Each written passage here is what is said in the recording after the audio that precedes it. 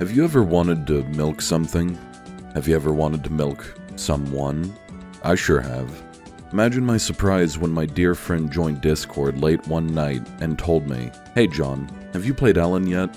You can breastfeed from bosses." Breastfeed from bosses. Breastfeed from bosses. Breastfeed from bosses. And with that, what I decided on reviewing changed very quickly. I'm not kidding either. There's quite literally a patch note nerfing breastfeeding. We'll get to that in a moment though, because there's way too much to cover about Elin. At the time of review, I've managed to get about 500 hours of game time logged, and that is nowhere near enough time to go over everything in the game. I'm serious. You have complete control over most everything you can think of doing, and the only thing that is your limit is your imagination. Mostly. I think the best way to quickly describe Elin would be to tell you a 100% true tale from my gameplay. After about 20 hours of what I thought was good training, I felt ready to take on a boss of a dungeon. I figured, hey, this guy's at the bottom of a level 4 dungeon, I'm level 7, and this is like the 5th quest given to you. How bad could it be? After getting folded like a letter and being mailed directly to hell, I went to a port town because I read that I could get illegal drugs to begin milking myself. Talking to the local guard, the guard pointed me in the right direction of the drug dealer, and after a short trip across town, I opened the door to find the mother of a church having inappropriate relations with a man of the night. I went into the side room to find two courtesans entertaining a sheep, and I decided to join in jolly cooperation with my new sheep friend. As my sheep friend got his back blown out, I tested the springs on the mattress until I f***ing died.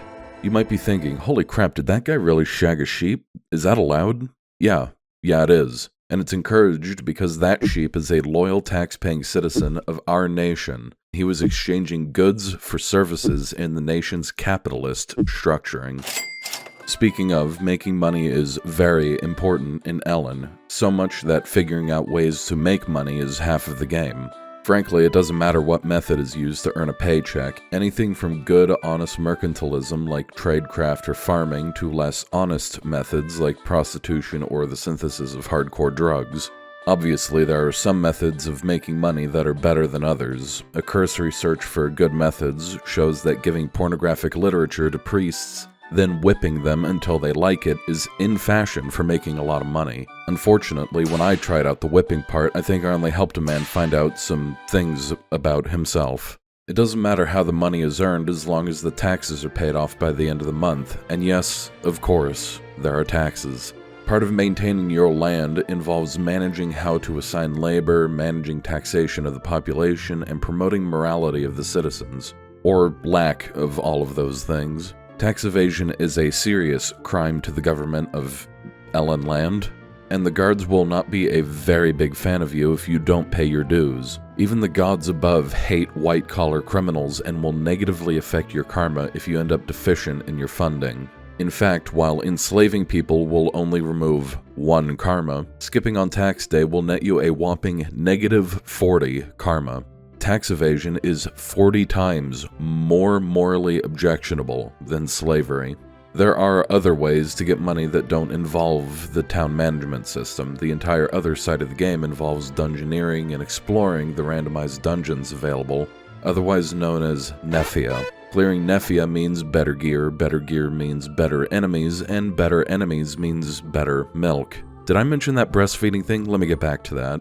The players and NPCs get stat bonuses called potency as they eat and drink food. As you level up some skills like cooking, attributes of the food are unlocked, so as you eat, you gain both experience and potency. The whole system also includes milk, and milk is used for massive potency gains on baby animals. Basically, you want the best milk to make the best children, and you get the best milk from the best animals. Conveniently, you can assign anything or anyone to be milked by classifying them as livestock. When the new livestock has had enough pasture to graze on, they have a variable chance to produce milk or eggs, of which the eggs could be randomly fertilized to produce a child of the livestock. Unfortunately, this does mean that there is no way to actually get milk directly from the tap like the patch notes mentioned. I've heard this is due to a translation error, and frankly, I'm gonna believe it because I'm inclined to believe anything told to me over the internet without fact-checking. Knowing all of these morally questionable decisions, when I was questioned what companion I would like for my journey, I was a little worried about my options. Now, I do have a few issues with Elin, which now is the best time to begin the reoccurring segment I will remind everyone of going forward. The Early Access Mantra. Early access games like Elin should be considered complete when buying the game because at any point development could stop completely. Never buy early access games expecting more because game companies will be overjoyed to take more of your money for less of their game. I'm serious. While Elin has been an overwhelmingly great time, it really shows how unfinished it is. I mentioned completing Nefia gives you gear, right? Yeah, because blacksmithing doesn't even work at the time of the review. There's ways to get around this limitation by doing wacky things like making a metal statue and breaking it down and hoping it makes a metal wooden log to make a metal wooden weapon with. If that confuses you, don't worry, it did me too. Which also reminds me that Elin has a problem I'd like to call Wikipedia difficulty. There are a certain brand of games that need a second window open directly to the Wikipedia page to them because otherwise you're gonna get nothing done. For example, a big portion of Elin revolves around time management, resource management, and skill optimization. Naturally, you need to plan how to maximize what you're doing, but there's nothing. Of course, you'll eventually learn where to go as you experiment, but until then, you have to bumble around trying to learn what you can, wherever you can. Considering there's only one save file per character as well, if you make a wrong turn, you've wasted even more time than you might have budgeted for. As well, a few systems aren't explained well. Remember the talk about skill and skill potential? You need to go find trainers to unlock skills and to increase your skill potential. In the meantime, you could easily be cooking food or farming, completely unaware you're not improving those skills at all. So one of the first things you want to do is run around the map unlocking all the skills that you want. Unfortunately, we already talked about this, and you don't know where anything is unless you waste a bunch of time running around and finding out where it is. Perhaps the worst thing in Elin is how overbearing the randomization is. I mentioned that Nefia are randomized, which hey, randomized dungeons are nothing new in games, but holy shit, everything else in the game is randomized as well. Here I am, enjoying my new character, and I want to make a longsword. Let me throw all of the crafting materials on the bench, and oh, guess what, face, the output is randomized. Here I am doing a quest for the Merchant Guild. The task is to give out 30 flyers to any NPC, and you guessed it, the probability of the NPC taking the flyer is random.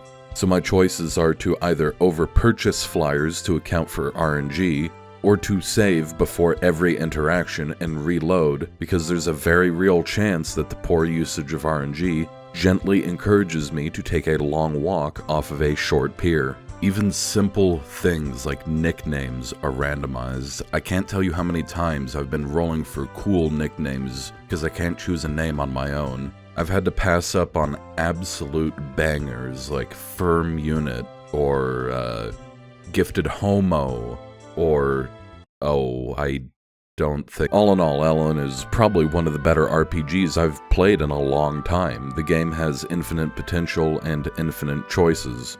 The world feels alive with a lot of lore, seasons change and bring about changes to farming habits, and festivals to celebrate the changing times. There's a whole pantheon of gods to worship and a story that's, a story.